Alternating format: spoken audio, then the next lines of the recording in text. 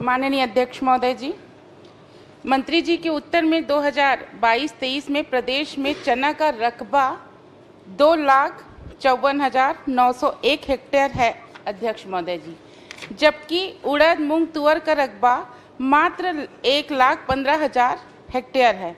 तो आदरणीय अध्यक्ष महोदय जी, मैं मंत्री महोदय से जानना चाहती हूँ, जब कम रकबा वाले दलहन तिलहन की खरीदी की जा रही है तो चना को समर्थन मूल्य में खरीदने की व्यवस्था, मतलब क्या व्यवस्था की गई है, इसकी जानकारी चाहिए अध्यक्ष महोदय जी। माननीय अध्यक्ष महोदय, क्योंकि चने की जो बाजार दर है वो समर्थन मूल्य से ज़्यादा है, इसलिए उससे खरीदने की कोई आवश्यकता नहीं।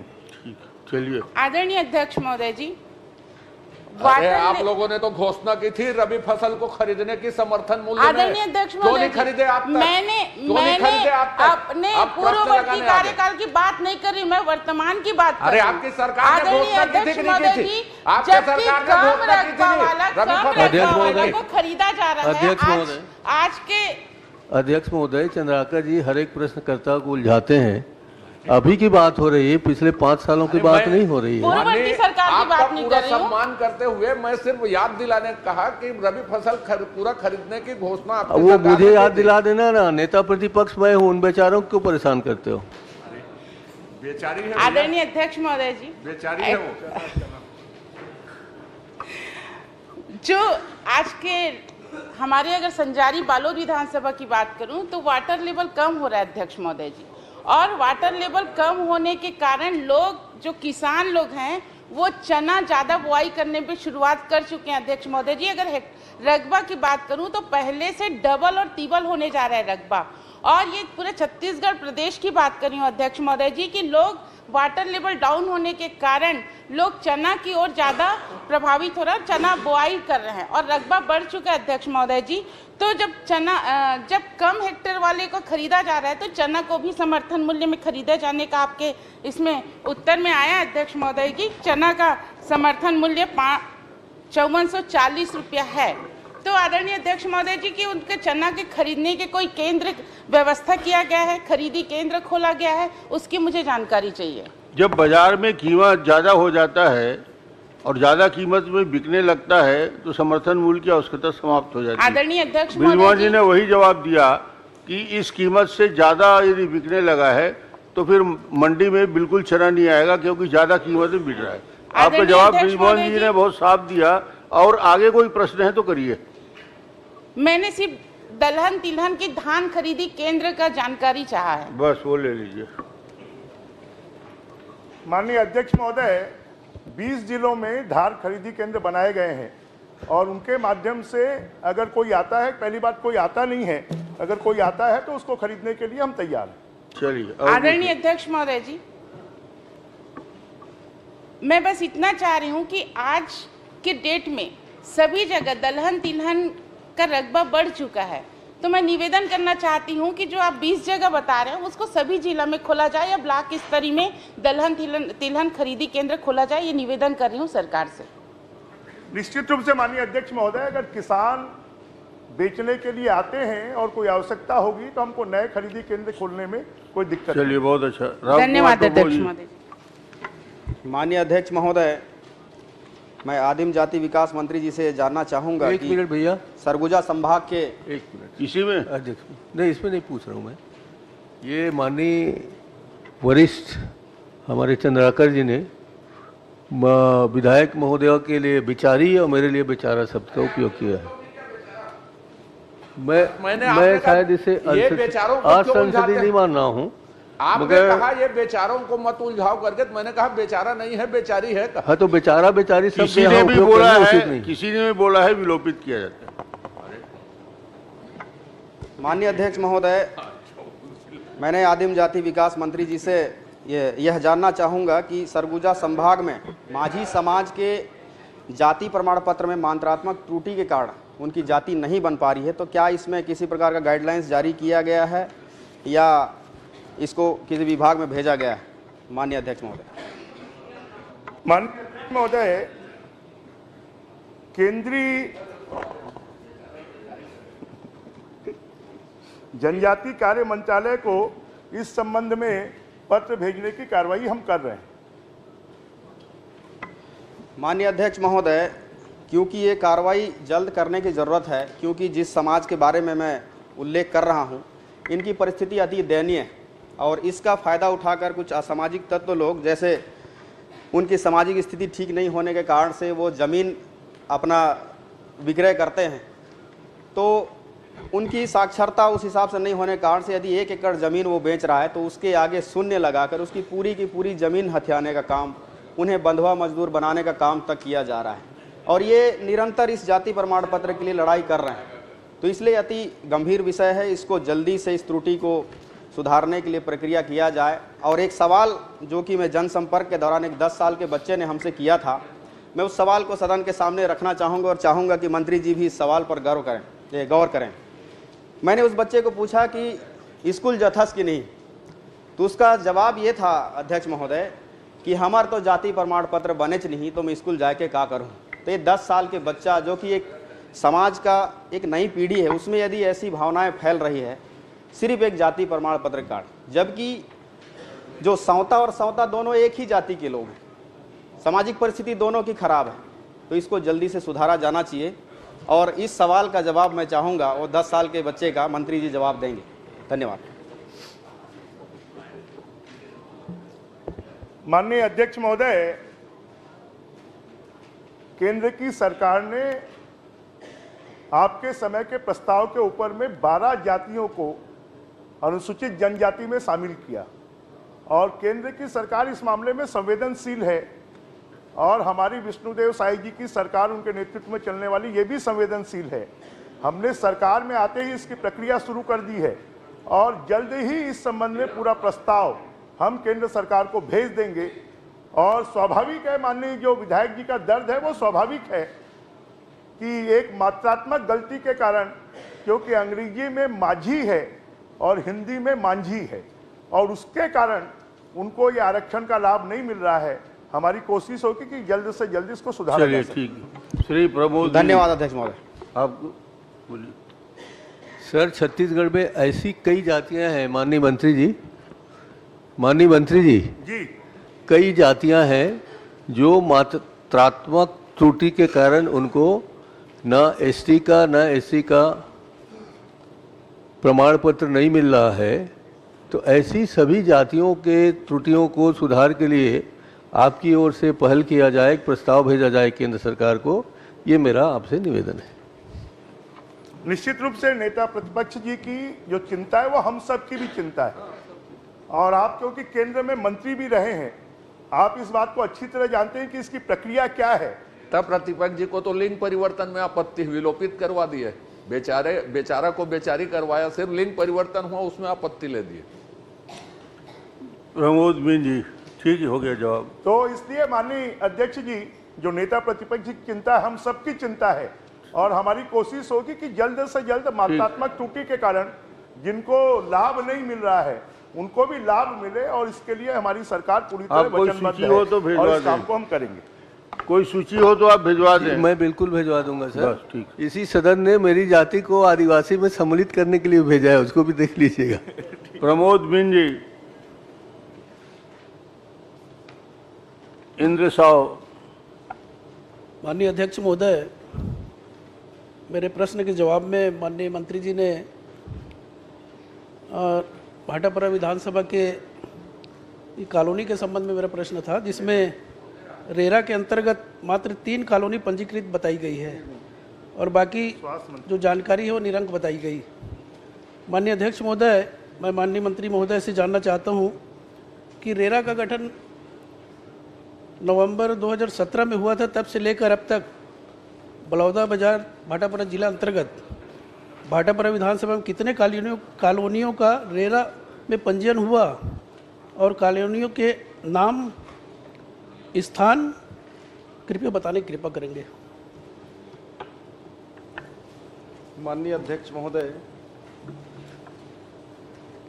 माननीय सदस्य ने अपने प्रश्न में वर्ष 2021 से 2023 तक के निजी कॉलोनियों को पंजीकरण के संदर्भ में उन्होंने पूछा है और 21, 22 और 23 का जवाब हम लोगों ने दिया है और इनको पिछले समय की अगर जानकारी चाहिए तो अलग से हम उसको आपको उपलब्ध करा देंगे सूची।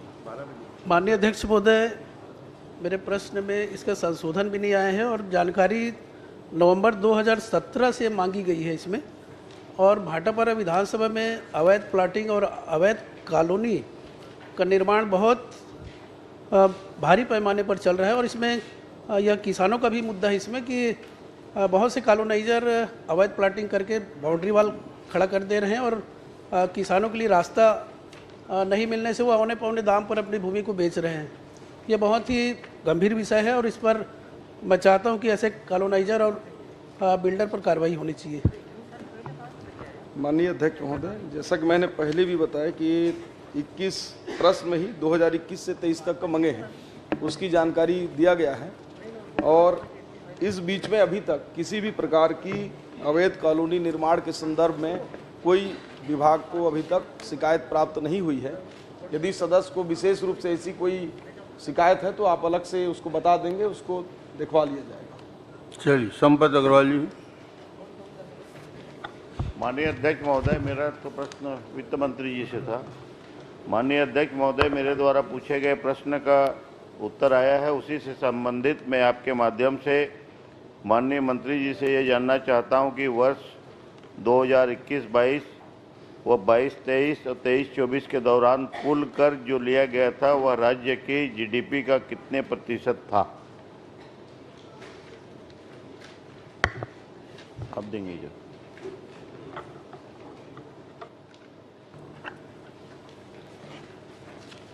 माननीय अध्यक्ष महोदय,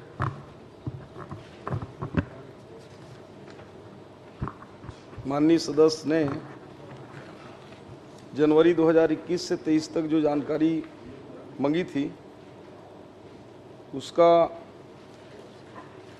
जानकारी लिखित में दे दिए गए हैं।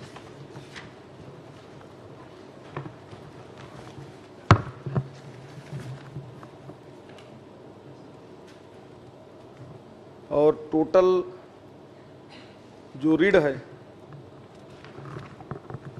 उसमें जीडीपी का प्रतिशत अलग से इनको उपलब्ध करा देंगे माननीय अध्यक्ष महोदय। माननीय अध्यक्ष महोदय, मैं माननीय मंत्री जी से जानना चाहता हूं कि किसी भी वित्तीय वर्ष में राज्य द्वारा अपनी जीडीपी का कितने प्रतिशत भाग के बराबर कर्ज लिया जा सकता है? क्या अधिकतम कर्ज लिए जाने की कोई तय सीमा है?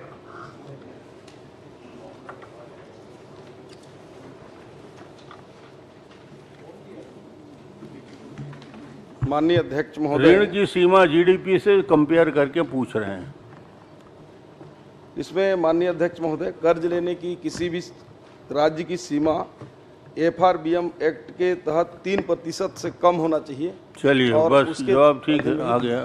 अब पूछिए। अध्यक्ष, एक लास्ट छोटा सा। अध्यक्ष महोदय, कर्ज के रूप में प्राप्त राशियों को जिन मदों में व्यय के लिए आवंटित किया गया था, क्या उस समस्त आवंटित राशि को उस विभाग द्वारा पूर्ण व्यय कर लिया गया है? क्या कोई ऐसे भी प्रकरण है जिसमें आवंटित राशि समय में खर्च न हो पाई हो? अगर ऐसा है तो क्यों? ये कौन से वर्ष का पूछ रहे हैं? कब से कब तक का? अभी करंट कर दीजिए। अभी करंट। माननीय अध्यक्ष महोदय, जितना कर्ज लिया गया था कि वो अलग अलग मद से खर्च हो गया क्या? जी, ये इनका प्रश्न है। ये माननीय थोड़ा अध्यक्ष डिटेल महोदय, प्रश्न है, काफी व्यापक प्रश्न है, इसकी जानकारी उपलब्ध करा देंगे तो अच्छा होगा। ठीक है, इसकी जानकारी उपलब्ध करा देंगे। ठीक है। वैसे जो खर्च नहीं होता वो सरकारी खजाने में जमा हो जाता है। धन्यवाद अध्यक्ष। चलिए, बहुत अच्छा। विद्यावती सितार।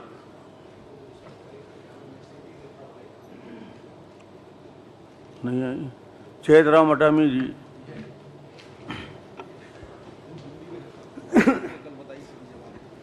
मेरा प्रश्न आदिम जाति विकास मंत्री से है। माननीय अध्यक्ष महोदय, वित्तीय वर्ष 2021 से दिनांक तक कलेक्टर आदिवासी विकास सहायक आयुक्त जिला तेवा दक्षिण बस्तर दंतेवाड़ा तथा एकीकृत आदिवासी विकास परियोजना दंतेवाड़ा द्वारा किस किस मद से क्या क्या कार्यों हेतु कितनी कितनी राशि व्यय की गई है, वर्षवार मदवार कार्यवार जानकारी उपलब्ध कराएं। प्रश्नांक का के कार्यालयों को DMF टी मद से भी व्यय हेतु राशि प्राप्त हुई है, यदि तो प्राप्त राशि को किस किस प्रयोजन हेतु कितना कितना कब कब क्या व्यय किया गया है, वर्षवार कार्यवार जानकारी उपलब्ध करावे। ठीक है, प्रश्न कर लिए, जवाब सुनिए। अध्यक्ष महोदय, नहीं, प्रश्न बाद में फिर करेंगे, अभी जवाब सुन लीजिए।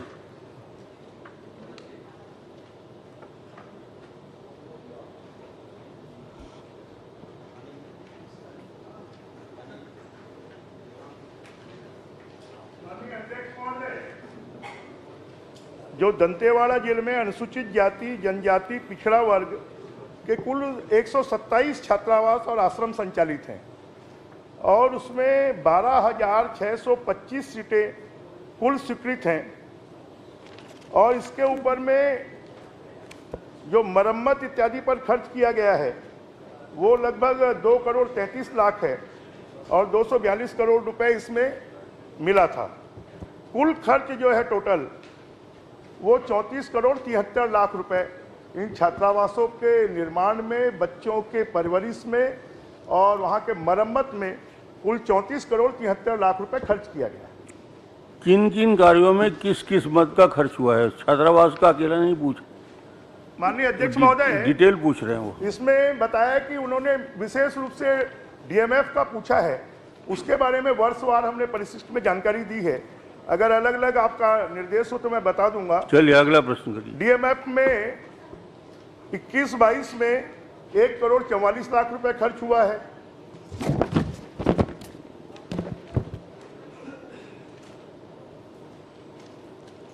इक्कीस 22 में ही अन्य मदों में 15 करोड़ 60 लाख रुपए खर्च हुआ है।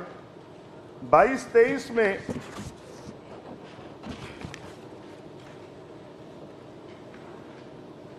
3 करोड़ 96 लाख रुपए खर्च हुआ है।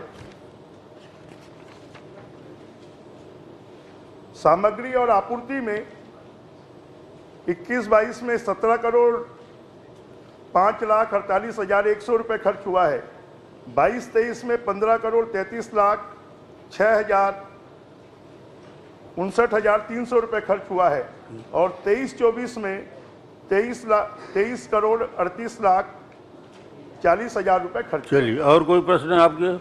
जी अध्यक्ष महोदय, प्राप्त राशि को निर्माण, मरम्मत कार्यों तथा सामग्री खरीदी हेतु भी व्यय किया गया है, यदि तो किन किन कार्यों हेतु कब कब कितनी कितनी राशि व्यय किया गया है, कार्य एजेंसी, ठेकेदार, सामग्री आपूर्तिकर्ता, फर्म, व्यक्ति के नाम पता सहित वर्षवार जानकारी उपलब्ध करावे।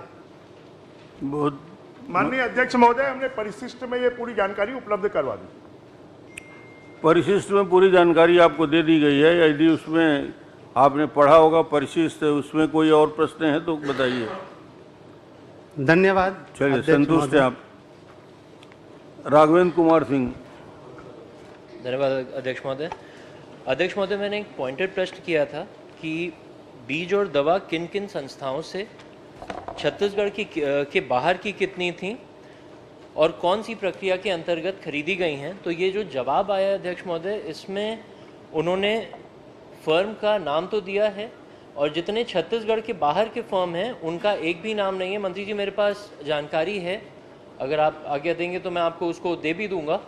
और इसके खिलाफ कई, चूँकि किसानों का मामला है अध्यक्ष महोदय, इनके खिलाफ कई शिकायतें भी आई थी जिसका उल्लेख भी इसमें नहीं किया गया है। और मैंने पॉइंटेड पूछा था कि प्रक्रिया कौन सी, किसका पालन किया गया है, उसकी भी जानकारी विभाग द्वारा नहीं दी गई है अध्यक्ष महोदय। ये माननीय अध्यक्ष महोदय, हमने पूरी जानकारी दे दी है क्योंकि हमारा शासन का बीज विकास निगम है और बीज विकास निगम के माध्यम से ही बीज की खरीदी की जाती है। जो हमारे यहाँ रजिस्टर्ड कंपनियां हैं वो रजिस्टर्ड कंपनियों के माध्यम से ही खरीदी की जाती है और उसके द्वारा ही किसानों को वितरण किया जाता है।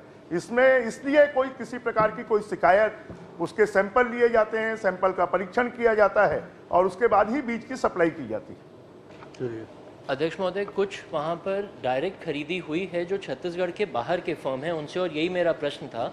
और इसमें वीना, एल्विन और नेपट्यून इंडस्ट्री, ये तो 3 हैं जिनसे बाहर से खरीदी की गई है। तो मैं माननीय मंत्री जी से निवेदन करूंगा कि एक बार इसकी आप जांच करवा लें, क्योंकि इनके खिलाफ कई शिकायतें वहाँ आई थी किसानों के द्वारा। माननीय अध्यक्ष महोदय, क्योंकि किसानों को सीधी किसी भी कंपनी के द्वारा सप्लाई नहीं किया जाता, किसानों को जो बीज की सप्लाई की जाती है वो कृषि विकास, हमारे बीज विकास निगम के द्वारा की जाती है। इसलिए इसमें किसी भी प्रकार की कोई गड़बड़ या जांच की आवश्यकता ही नहीं है। अगर किसी किसान को खराब बीज भी जाता है और 60% से कम जर्मिनेशन होता है तो बीज का जितना पैसा है वो कृषि विकास निगम के द्वारा उसको वापस किया जाता है। अध्यक्ष महोदय, मैं माननीय मंत्री जी के ध्यान में लाना चाहता हूँ, विष्णुदेव जी की छाया है, विष्णुदेव जी की सरकार है, इसमें तो जांच पर जांच हो रहे हैं। अगर हम कह रहे हैं कि 3 ऐसे कंपनियां हैं जो छत्तीसगढ़ के बाहर के हैं जिन्होंने बीज सप्लाई किया है, जिसका जर्मिनेशन रेट कम है, जिनने गलत दवाइयां दी हैं, गलत बीज दिया है, उसमें जांच कराने में क्या आपत्ति है? अगर माननीय अध्यक्ष महोदय, जितनी ये कंपनियां हैं ये सप्लाई करती है बीज विकास निगम को और बीज विकास निगम किसानों को सप्लाई करता है। इसके बीज विकास निगम जितनी भी सप्लाई करता है वो जांच परख के बाद ही करता है और इसमें किसी भी प्रकार की कोई शिकायत ही नहीं है। जब कोई शिकायत नहीं है तो जांच क्या करवाएंगे? और अगर विधायक जी के पास में कोई शिकायत है तो उसकी कॉपी दे दे हमको। तो यही मैं कह रहा हूँ, आपको लिख के दे दिया जाएगा कितने जगह से गलत सप्लाई हुआ है, कितने कितने सीधे सप्लाई हुए हैं, तो उनकी जांच कराएंगे, घोषणा कर दीजिए बस। विधायक जी लिख जब के कुछ दे देंगे, गलत ही नहीं हुआ है तो किस चीज की जांच की घोषणा? लिख के दे देंगे तो जांच करा लेंगे। नहीं, वो लिख के दे दें तो निश्चित रूप से अध्यक्ष हमारी महोदय, जहाँ जहाँ जानकारी की शिकायतें हैं मैं मंत्री जी आप को बता दीजिए, हो जाएगा। चरणदास मान जी। माननीय अध्यक्ष महोदय, मैं स्वयं किसान हूं और बीज विकास निगम में हम लेन देन भी करते हैं वहां फसलों का। वास्तव में बीज विकास निगम के द्वारा या सरकार के द्वारा जिस प्रकार से बीजों का वितरण होता है कि भाई छत्तीसगढ़ से उत्पादन करके देते हैं। एक बार डीएमएफ मद से हमारे हजारों किसान को पायनियर कंपनी का मक्के का सप्लाई हुआ था और वह मक्का कहीं पे कोई जर्मिनेशन नहीं हुआ, हमारा खाद भी गया और सरकार का जो बीज का जो काम था वो बेकार हुआ। आप कोई प्रश्न करना है तो प्रश्न करिए ना। प्रश्न एक ही है कि भाई पायोनियर कंपनी का हम किसानों को मक्का दिया गया था। माननीय मंत्री महोदय बोल रहे हैं कि 60% जर्मिनेशन, वो तो 6% जर्मिनेशन नहीं हुआ था, हमारा खाद भी गया था और उस सत्र का फसल दूसरे फसल लेते उसका भी हम लाभ नहीं पाए। मैं कब यही की बात जानकारी कर रहे हैं दे आप? कब की बात कर रहे हैं? कौन सा वर्ष का? ये 3 वर्ष पहले की बात है। ये आप लिख के दे दीजिए 3 वर्ष पहले। सरकार किसी के रहे, किसान तो भाई हमको नहीं, तो तकलीफ ठीक है, हुआ है ना। आप आप लोग खाली एक ही प्रश्न करते किसकी सरकार थी। सरकार कोई भी रहे, अगर गलत हुआ है तो गलत। आप इधर मत देखिए, सीधी सी बात है, किसान के नाते इस बात को बोल रहा हूँ। आप आराम से बैठ जाइए। मंत्री जी मत करो, विष्णुदेव सरकार लिख के जवाब। ठीक है ना भाई, लेकिन पहले आपकी पार्टी की सरकार थी, मतलब आप नहीं सुनते थे। अरे ऐसी बात नहीं है भैया, चलिए हमारी समस्याओं का आपसे समाधान मैं होना चाहिए, सहमत हूं। किसानों के प्रति अन्याय नहीं होना चाहिए। ठीक है, आपसे सहमत हूं। माननीय अध्यक्ष महोदय, इस भारतीय जनता पार्टी की सरकार में किसानों के साथ कोई अन्याय नहीं होगा। बस हम चलिए। 2100 रुपए में धान खरीद रहे हैं, हम 2100 रुपए 21 क्विंटल खरीद रहे हैं, 2100 रुपए में दे रहे हैं। 2100। इन्होंने 2 साल बोनस की घोषणा की, इन्होंने 2 साल का बोनस नहीं दिया, वो भी हमने उनके खाते में पहुंचा दिया। ये पहली सरकार है, ये 5 साल में अपने वादों को पूरा नहीं कर पाए, उन वादों को हम पूरा कर रहे हैं और उसके बाद में बड़ी बड़ी बात कर रहे हैं। ये आदरणीय अध्यक्ष महोदय, भारतीय जनता जो पार्टी की पूर्ववर्ती सरकार के जो समर्थन मूल्य की राशि है क्या उसको देंगे आप? 14 किस्त बचा है क्या उसको आप पहले देंगे? आदरणीय अध्यक्ष पूर्ववर्ती महोदय, सरकार की 14 राशि बचा है। कृषि मंत्री जी, आप 4 किस्त में देते थे, हम 1 किस्त में दे देंगे। और जल्दी दे देंगे। माननीय कृषि मंत्री जी, समय के उसको अनुसार दे कृषि दीजिए, मंत्री जो जी, किस्त बताए उसको राशि 2016-17 डालिए। नेताजी खड़े हैं। 18 का बोनस देने की बात थी। नेताजी खड़े हैं, आप लोग इतना भी नहीं समझ पाते। नहीं, नेता प्रतिपक्ष खड़े हों तो दूसरे को बैठ जाना चाहिए। इतना तो नए विधायकों को समझ माननीय वरिष्ठ मंत्री जी, अभी आपने कहा, आदरणीय बृजमोहन भैया जी बोलिए सर। अभी आपने कहा भारतीय जनता पार्टी की सरकार है, आपके पहले मुनत जी ने कहा विष्णुदेव की सरकार है। सरकार किसकी चल रही है बता दें, फिर प्रश्न पूछा जाए। ये मोदी जी की भी है, ये विष्णु मोदी जी की गारंटी वाली सरकार, जनता पार्टी की भी है, ये कमल फूल की भी सरकार कमल है, फूल की और ये जनता की सरकार है, और ये आपकी भी सरकार है। ठीक है। हम चरणदास मोहन जी अपना प्रश्न करें। हाँ, मैं आने वाले शब्दों में, दिनों में, समय में इस तरह के भाषा का उपयोग करूंगा तो नाराज मत होइएगा, ये कह रहा था। अध्यक्ष महोदय, मेरा प्रश्न है, जो फ्लाई एश उत्सर्जन होता है वो हमारे दिल, दिमाग, शरीर, पानी, वातावरण सबको अशुद्ध करता है। तो इतना ज़्यादा छत्तीसगढ़ में उत्सर्जन होने लगा है, उसकी जानकारी मैं चाहता था कि उद्योगों ने कहाँ कहाँ किस किस कार्य के लिए, जैसे इनने परिशिष्ट में दिया है सीमेंट उत्पादन में उपयोग होता है, ईंट बनाने में उपयोग होता है, और भराव में या कहीं पटक देने में, फेंक देने में भी उपयोग होता है। तो ये जो जानकारी उद्योगों से आपको प्राप्त हुई है, माननीय मंत्री जी बताने की कृपा करें कि क्या आपने अपनी ओर से इसका सत्यापन कराया है कि जो इंडस्ट्री वालों ने दिया है उसको मान लिया है? माननीय अध्यक्ष महोदय, उद्योग अपने जानकारी देते हैं और समय समय पर विभाग उनका सत्यापन कराती है, और ये विभाग ये देखकर सुनिश्चित करती है कि उन कंपनियों द्वारा जो जानकारी दिया जा रहा है उन स्थानों पर उस राखड़ का उपयोग किया जा रहा है या नहीं किया जा रहा है। वैसे भी आप भी राखड़ प्रभावित क्षेत्र से रहते हैं और हम भी उससे लगे हैं। चलिए हम मान लेते हैं कि हम दोनों एक ही क्षेत्र के हैं। कोरबा तो जाते होंगे आप। कोरबा में एक मानिकपुर ओपन कास्ट है और उसको भरने की अनुमति एसीसीएल ने दिया है। ओपन कास्ट या कहीं भी ऐश डालने के लिए, ऐश डालने के बाद उसमें 2 फीट की मिट्टी डाली जाती है। ये कोरबा क्षेत्र में कहीं भी मिट्टी नहीं डाली जा रही है और इसका जो राख है वो उड़ उड़ के आम जनमानस को तकलीफ दे रहा है। तो ऐसे जो कार्य हो रहे हैं उसके लिए आप क्या करेंगे? माननीय अध्यक्ष महोदय, इस प्रकार की जो माननीय नेता प्रतिपक्ष जी बता रहे हैं, जो भी संयंत्र नियम को पूरा नहीं करते हैं तो हम उस पर कार्यवाही भी करते हैं। माननीय अध्यक्ष महोदय, हमने 2021 से लेकर अभी तक 169 ऐसे प्रकरणों में कार्यवाही किया है जिन्होंने उस नियम शर्तों का उल्लंघन किया है और उनसे 2,74,16,000 रुपये का पेनाल्टी भी ली है। माननीय अध्यक्ष महोदय, अगर इस प्रकार की कोई स्थान हो जहां पे नियम का पालन नहीं हो रहा हो तो आप उसको बताइए, निश्चित रूप से विभाग उसको दिखवाएगा।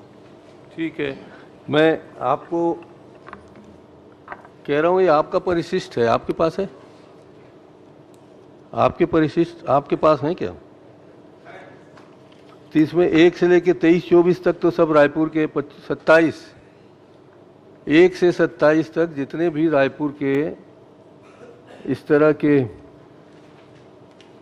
खदानें हैं जो ऐश का उत्पादन करती हैं, उनने पूरा अपना लगभग उत्पादन का अधिकतम हिस्सा सीमेंट और ईंट बनाने में किया है।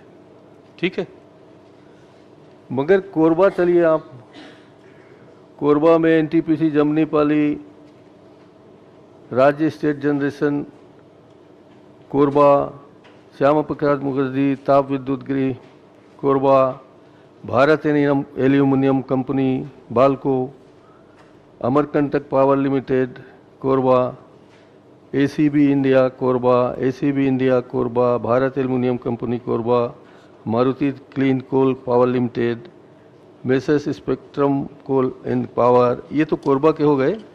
उसी तरह रायगढ़ के Jindal steel plant, Salasar sponge park, Rukmani power, messrs MG energy, Jindal power, JSW steel और जिंदल स्टील, इन्होंने लगभग अपना जितना होता है उसका आधा से ज़्यादा हिस्सा खदान भराव और रोड के आजू बाजू में फेंकने का कार्य किया है, जिसके कारण रायगढ़ और कोरबा ये दोनों क्षेत्र में जनजीवन बिल्कुल अस्त व्यस्त हो चुके हैं। वहाँ के लोग बीमार पड़ रहे हैं।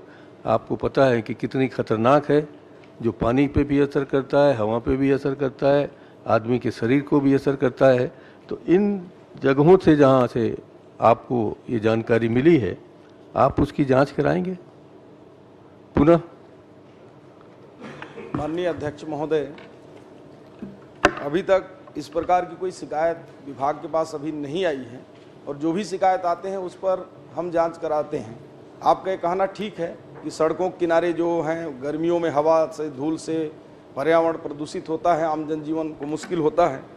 लेकिन जब से अभी विगत 2-3 महीनों से माननीय अध्यक्ष महोदय इस प्रकार की घटनाओं का जब से माननीय विष्णुदेव साय जी के नेतृत्व में सरकार आई है, हमने लगाम लगाया है और निश्चित रूप से सड़क के किनारे जो राखड़ फेंकने वाले ऐसे जो भी संयंत्र हैं उनके ऊपर कड़ी कार्रवाई करेंगे। जब से विष्णुदेव जी की सरकार आई है, कोरबा में सड़क के किनारे फेंकने वालों की संख्या बढ़ गई है। वही लोग जो पहले काम करते थे वही लोग अब काम करते हैं। पहले 1 ट्रक चलाते थे, अब 2 ट्रक चलाते हैं। तो आप ऐसा मत कहिए कि विष्णुदेव जी की सरकार आने के बाद एक काम बंद हुआ है। आज आपका सौभाग्य है, समझिए मेरा भी सौभाग्य समझ लीजिए कि आप वित्त मंत्री जी का जवाब दे रहे हैं और स्वास्थ्य मंत्री हैं। अब मैं कहूँ फ्लाई ऐश में silicon oxide, aluminium try oxide, ferrous try oxide नामक रासायनिक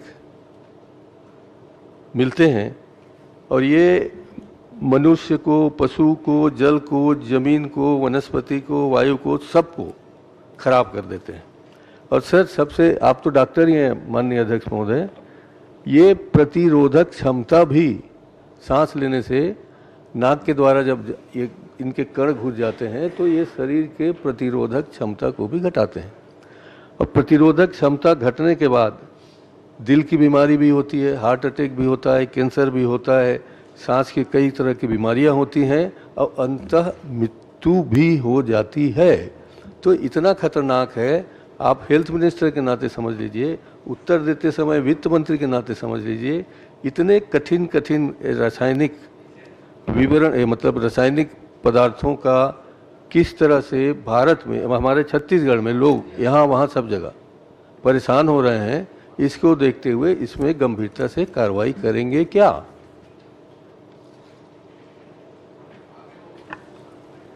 माननीय अध्यक्ष महोदय, मैंने पहले भी माननीय नेता प्रतिपक्ष जी को कहा है कि स्पेसिफिक अगर कहीं आपके संज्ञान में कोई ऐसा विषय है कि किसी विशेष संयंत्र से इस प्रकार के जो हानिकारक तत्व जो है उत्सर्जित हो रहे हैं और जो सही जगह में उनका जो नियम के तहत नहीं है, पर्यावरण मंडल के तहत नहीं है, तो उस पर हम निश्चित रूप से उसको दिखवाएंगे और आपके भावनाओं को और साथ में मेरी भावनाओं को दोनों को मिलाते हुए उसको ठीक करेंगे।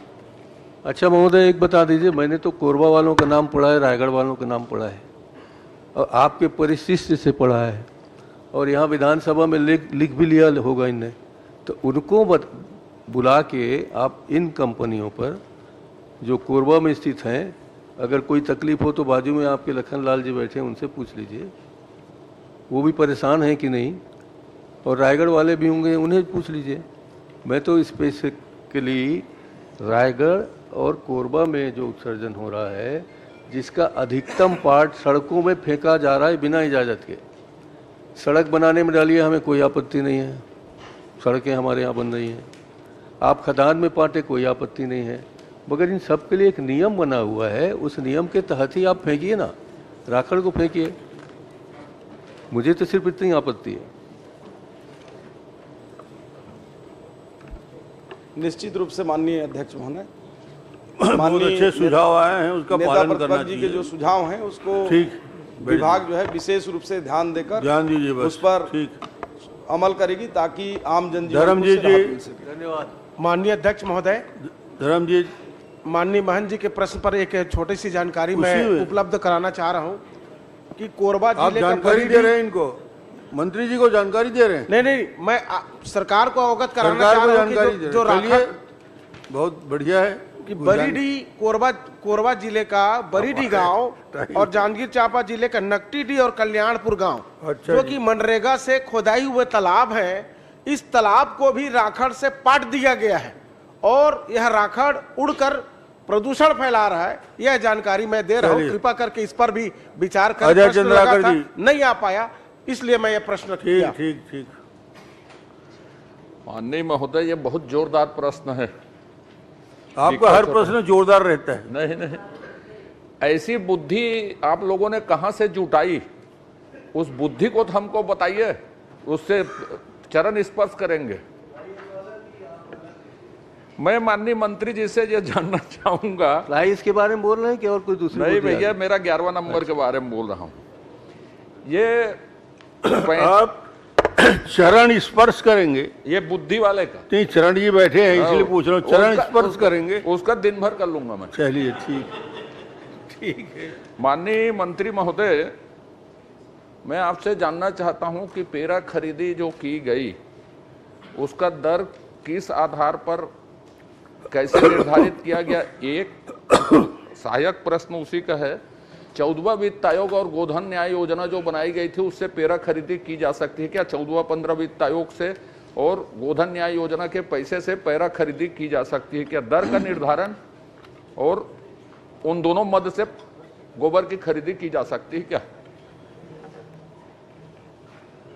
माननीय अध्यक्ष महोदय, पैरा खरीदी नहीं की गई है, पैरा दान में मिला है।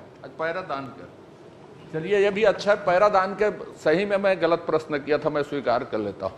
पैरा दान के परिवहन में आप 14-15वां वित्त आयोग या गोधन न्याय योजना के राशि का इस्तेमाल कर सकते हैं क्या? उसके योजना में है क्या? और 45 लाख टन को तौलाने में आपने कितना पैसा खर्च किया, कैसे निर्धारित किया उसको? माननीय अध्यक्ष महोदय, पैरा परिवहन के लिए जो भुगतान की राशि की गई है उसका प्रावधान योजना में था। माननीय अध्यक्ष महोदय, मैंने पूछा है, उसका उत्तर नहीं आया। मैंने कहा दर का निर्धारण किस आधार पर हुआ? 14वां-15वां वित्त आयोग से पैरा परिवहन किया जा सकता है, ये है क्या? दूसरा, गोधन न्याय योजना की जो योजना बनाई थी उसमें पैरा परिवहन किया जा सकता है क्या? एकदम बहुत स्पष्ट प्रश्न है ये। माननीय अध्यक्ष महोदय, क्योंकि जो गौठान प्रबंध समितियां हैं उनको प्रबंध समितियों को 21-22 में 24 करोड़ 80 लाख रुपए, 22-23 में 28 करोड़ 26 लाख 50 हजार रुपए और इस प्रकार से कुल 53 करोड़ 6 लाख 50 हजार रुपए की राशि इनको दी गई है जो गौठान समितियां हैं, और गौठान समितियों ने परिवहन में इसका व्यय किया है। माननीय अध्यक्ष महोदय, फिर मेरे प्रश्न का उत्तर नहीं आया। जो उत्तर आप देख लीजिए, 14वें-15वें वित्त आयोग की मद से किया गया है। गोधन न्याय योजना 14वें, ये प्रश्न में ही मैंने पूछा है, गोधन न्याय योजना और 14वें-15वें वित्त आयोग से पैरा परिवहन किया जा सकता है क्या? अब दूसरा, आपने जब 53 करोड़ का हिसाब दिया है तो 53 करोड़ रुपया कौन कौन से, मेरे पास पूरी जानकारी, मैं इसको पूछ चुका हूं, 53 करोड़ रुपया कौन कौन से मद का गोठान समिति को स्थानांतरित किया गया? ये माननीय अध्यक्ष महोदय, 14वें वित्त आयोग और 15वें वित्त आयोग के पैसे को गौठान समितियों को स्थानांतरित किया गया है। जो 4,651 स्वावलंबी गौठान हैं उनको 40,000 रुपए पर गौठान दिया गया है और 3,529 जो सक्रिय गौठान हैं उनको 30,000 रुपए प्रति गौठान की तरफ के हिसाब से राशि जारी की गई है और इसी राशि में से गौठानों ने पैरा परिवहन की राशि को भुगतान किया। अब आप परिशिष्ट खोल लीजिए जो मैं खोलना नहीं चाहता था। माननीय अध्यक्ष महोदय, मैं आपसे भी आग्रह करूंगा, जितनी राशि ये बता रहे हैं और भुगतान को देख लीजिए, किसी भी जिले का, एक जिले के भुगतान को जो लाखों में, आप 53 करोड़ रुपया तो स्थानांतरित किए, 14वें 15वें वित्त आयोग की राशि पंचायत की है, वो गोठान समिति को किसी सूरत में स्थानांतरित नहीं हो सकती। आपका कथन गलत है, गलत है नहीं बोलता, सही नहीं है। दूसरी बात यह है, 3 दिन पहले मेरे प्रश्न के उत्तर में मैंने प्रतिवेदन में मैंने कहा था कि 14वें 15वें वित्त आयोग के जो नाम्स बने हैं, स्वच्छता, पेयजल, अधोसंरचना, विद्युतीकरण, शिक्षा, परिसंपत्ति का रख रखाव, पंचायत की राशि है। आप एक उदाहरण मुझे बता दीजिए कौन से पंचायत को स्थानांतरण किया गया है 14वें 15वें वित्त आयोग की राशि गोठान समिति को? एक जिला, एक पंचायत का उदाहरण दीजिए एक। और दूसरा 53 करोड़ का जो हिसाब बताया वो कौन कौन से मत का है?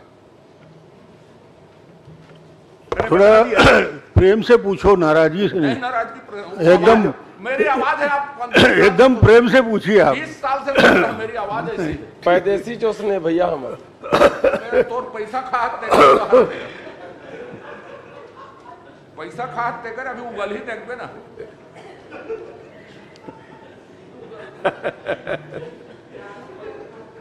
माननीय अध्यक्ष महोदय, मैंने बताया कि 14वें और 15वें वित्त आयोग की जो राशि है उसमें से इसको गौठानों को राशि मेरा उत्तर नहीं आ रहा है माननीय अध्यक्ष महोदय।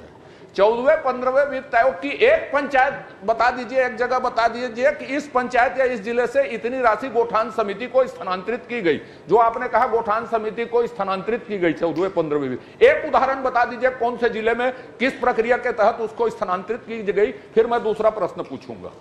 सभी जिलों में और सभी गौठानों को स्थानांतरित की गई। ये फिर परिशिष्ट देख लीजिए माननीय अध्यक्ष महोदय, 14वें 15वें वित्त आयोग से सिर्फ 3 जिले में भुगतान हुआ है, सभी में कहां से आ जाएगा? सिर्फ 3 जिले में भुगतान हुआ, आप परिशिष्ट देख लीजिए।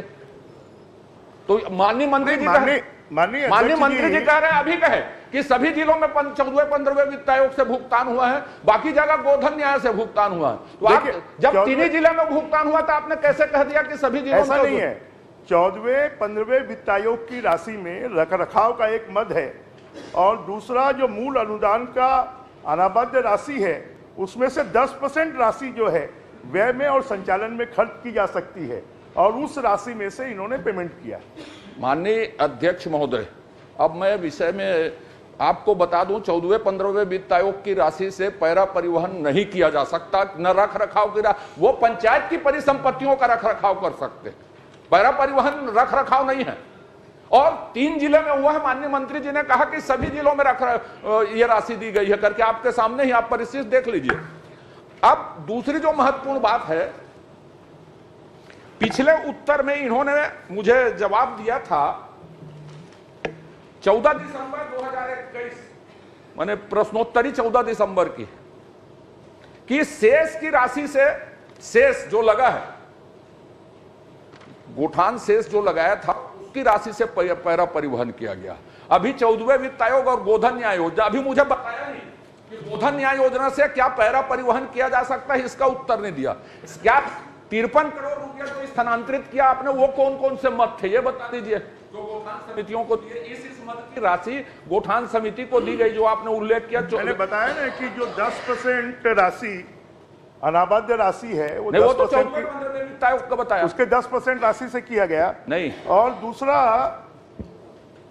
1.86 लाख 67,000 रुपए 14वें 15वें वित्त आयोग से और मूलभूत की निधि से 90 लाख रुपए ये भी पेमेंट किया गया। नहीं अध्यक्ष महोदय, वो तो 3 जिला है मात्र, आपने सब जिला कह दिया था। मैं शुरू से पूछ रहा हूं, गोधन न्याय योजना की स्कीम में पैरा परिवहन किया जा सकता है क्या? एक, और जो आपने 28 करोड़ और 24 करोड़ गोठान समिति को स्थानांतरित किया जिससे पैरा परिवहन हुआ, वो 24 करोड़ और 28 करोड़ कौन कौन से मत के थे? यही तो भ्रष्टाचार है असली, जब बताएंगे तो। माननीय 14वें और 15वें वित्त आयोग की राशि में 10% पैसा इस काम में खर्च करने की अनुमति है और उसी राशि से ये पैसा खर्च किया गया है। गोधन न्याय योजना के मद से 53 करोड़ 50 लाख रुपए दिया गया है जो मजदूरी और परिवहन व्यय में खर्च किया गया। और आपने शेष से गोबर ये परिवहन नहीं किया, शेष की राशि से पैरा परिवहन किया है कि नहीं किया, ये बता दीजिए मुझको।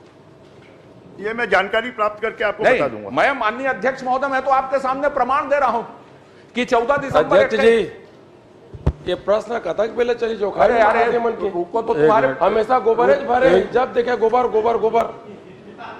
माननीय अध्यक्ष महोदय, राम कुमार जी आप बैठिए। नहीं माननीय अध्यक्ष महोदय, मुझे अलग से जानकारी नहीं चाहिए, यदि मुझे सदन में चाहिए जानकारी। यदि आप अधिकारी बैठे नहीं संतुष्ट नहीं है तो दूसरे विकल्प भी होते हैं प्रश्नकाल में। यदि संतुष्ट नहीं है तो चर्चा भी ले सकते हैं। सर आप 4 दिन का समय है, यदि आप चर्चा स्वीकृत करेंगे तो मैं चर्चा कर दूंगा, लेकिन मैं प्रमाण दे रहा हूं कि शेष की राशि 14 दिसंबर 21 के प्रश्न में 15 करोड़ रुपए राशि, शेष की राशि इन्होंने उन्नयन बोर्ड जो बनाए हैं उसको स्थानांतरित की, उसने गोठान समिति को स्थानांतरित की कि ये पैरा ढुलाई के लिए है करके। शेष की राशि 14वें-15वें वित्त की राशि, फिर गोधन न्याय योजना की राशि जो गोबर खरीदी के लिए है, पैरा परिवहन के लिए नहीं है। तो ये शेष की राशि का उपयोग किया गया है, मैं प्रमाण दे रहा हूं, टेबल कर दूंगा, मेरे पास उसके परिशिष्ट है।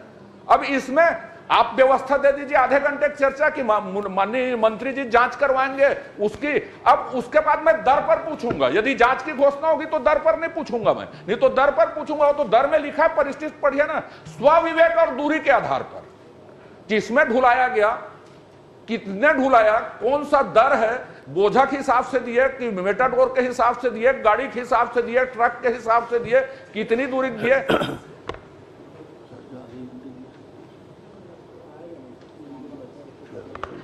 चलिए नहीं पहले एक का जाए, मैंने पूछा है। माननीय अध्यक्ष महोदय, जो उनके पास में पूर्व की जानकारी है, निश्चित रूप से गोधन न्याय योजना में पैसे ट्रांसफर किए गए और हमने जो खर्च किया है वो सरकार ने जो खर्च किया वो गोधन न्याय योजना से खर्च किया है, इसलिए उनके पास से पूर्व की जानकारी वो भी सही है।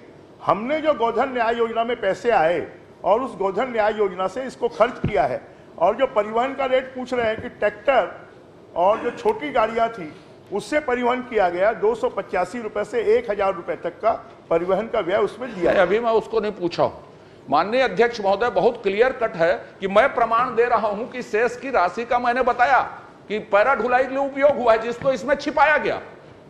मैं अभी टेबल कर सकता हूं उस प्रमाण को, आप अनुमति देंगे तो। मैं ये कह रहा हूं कि पैरा ढुलाई में दूरी के आधार पर आप जो 250, 285 से 1000 बता रहे हैं, एक जिला आपने भुगतान किया होगा 14वें-15वें वित्त आयोग से, कोई भी एक जिला पकड़ लीजिए, उसमें जांच करवा दीजिए यदि पैरा आप प्रश्न कर लीजिए ना। अरे साहब, मैं आप सीधे प्रश्न कर रहा हूं माननीय अध्यक्ष महोदय, इसकी जांच करवाएंगे? बस विधानसभा को गुमराह किया जा रहा है। ब्रिजमोहन जी जांच कराएंगे क्या?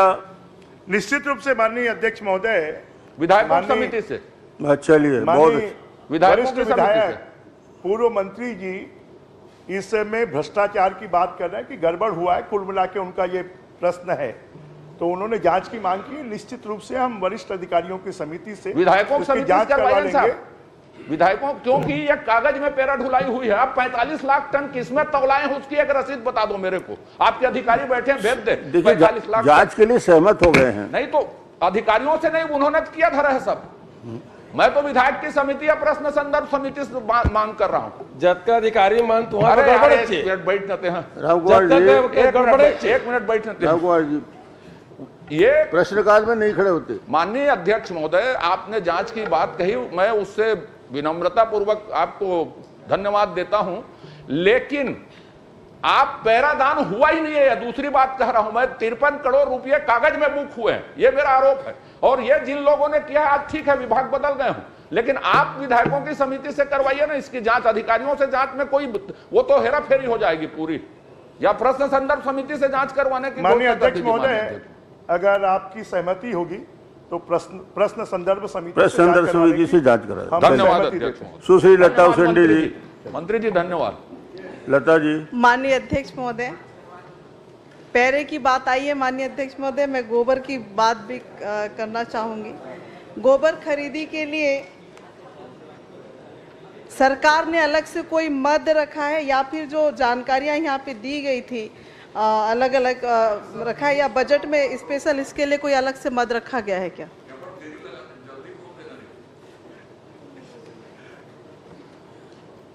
माननीय अध्यक्ष महोदय, जो गौठान समिति है उसके माध्यम से ही गोबर खरीदी का मद रखा गया। माननीय अध्यक्ष महोदय, गौठान समितियों को क्या अलग से पैसा सरकार देती है क्या, कि आपको गोबर खरीदने के लिए या फिर किस मद से दिया जाता है? इसके लिए अलग से मद है गोबर खरीदी के लिए, उस मद से उनको पैसा दिया जाता है। माननीय अध्यक्ष महोदय, इसमें एक जानकारी दिया गया है कि 30,000 तक का भुगतान किसी भी हितग्राहियों को नहीं किया गया है और हितग्राही के द्वारा स्वीकार किया जाता है कि हमारे पास जितनी मवेशी है उसके आधार पे हम उतना गोबर उत्पादन, वो गोबर नहीं है हमारे पास। लेकिन भुगतान का अगर सूची देखें तो माननीय अध्यक्ष महोदय, कई ऐसे क्षेत्र हैं जहां पे जितने मवेशी लोगों के पास नहीं है उससे ज़्यादा गोबर बेचने का और खरीदने का मामला है और उसको भुगतान भी उसी तरीके से किया गया है। तो जिस तरीके से माननीय अजय चंद्राकर जी के प्रश्न को लेकर समिति से जांच कराने की बात की गई थी, मैं यहाँ पे बताना चाहूँगी अध्यक्ष, जानकारी देना चाहूँगी अध्यक्ष महोदय, एक हितग्राही जिसके पास 10 मवेशी है वो खुद कह रहा है कि मैं 52,000 किलोग्राम गोबर ही मेरे पास उपलब्ध था, लेकिन जब वहाँ पे जो खरीदी दर्शाई गई है अध्यक्ष महोदय वो 5,44,923 किलोग्राम गोबर की खरीदी। इनका तो मूल प्रश्न ये है, चारा कम खाए गोबर ज्यादा कैसे दिए, ये बता दीजिए। माननीय अध्यक्ष महोदय, कोंडागांव में विधानसभा में कुल 96,959 क्विंटल गोबर की खरीदी की गई है और उस गोबर खरीदी के अगेंस्ट में 21-22 में 20-21 में 60 लाख रुपए, 21-22 में 57,62,000 रुपए और 22-23 में 75 लाख, इस प्रकार कुछ कुल 1,93,00,000 रुपए का भुगतान हुआ है। वही तो प्रश्न है माननीय अध्यक्ष महोदय, जिसके पास मवेशी कम है उसको जो राशियां प्रदान की गई और गोबर ज्यादा खरीदी गई है, क्या इसका जांच समिति से कराएंगे क्या? क्योंकि दारू का पैसा कहाँ कहाँ पे पहुंचा है वो तो सबको पता है। गोबर का पैसा किस नस्ल की गाय या भैंस है उसकी जांच कराना पड़ेगा, ये कहना है। गंभीर प्रश्न है, गंभीर प्रश्न है ये। संबंधित मुद्दा है, चारे का है, चारे के भुगतान का है, गोबर का है, तो मैं सोचता हूं कि जो प्रश्न संदर्भ समिति को आप संदर्भित करने वाले हैं उसमें आप ये गोबर के प्रश्न इसको भी जोड़ लेंगे। पुन्नूलाल मोहल्ले जी। मैं 4 वर्षों का, पिछले 4 वर्षों 20-21 से 22-23 तक का अनुसूचित जाति प्राधिकरण में कितनी राशि मिली उन्होंने बता दिया, 35 करोड़ 50 लाख। इसमें कितने अपूर्ण है, कितने पूर्ण है, बताएं कितने काम पूर्ण हो चुके, कितने और कितना राशि अभी बचत है।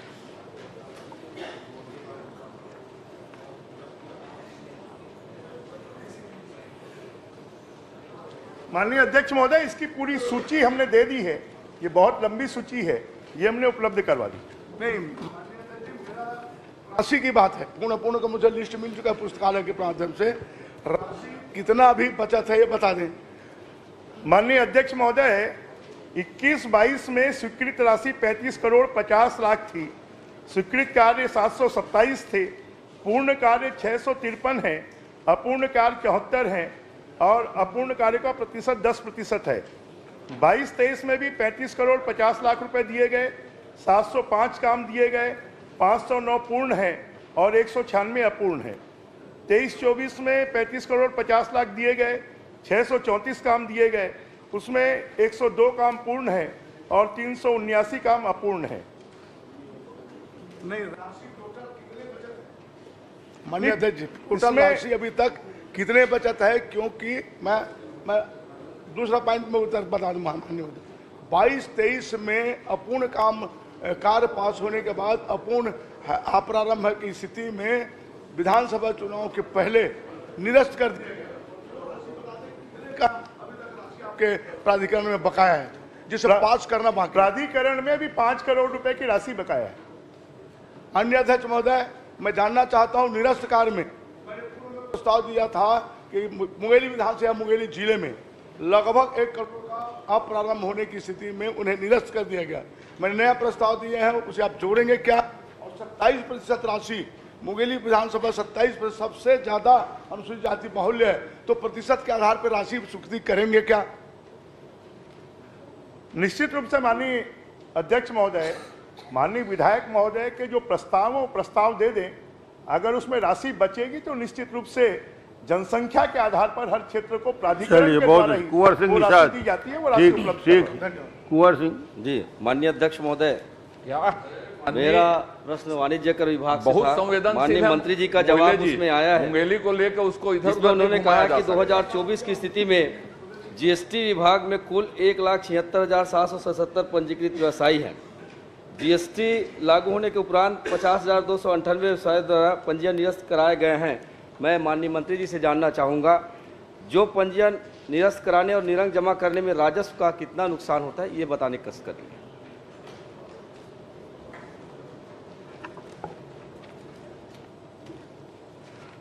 माननीय अध्यक्ष महोदय, इन्होंने जो प्रश्न किया था उसमें विभाग ने जवाब दे दिया है।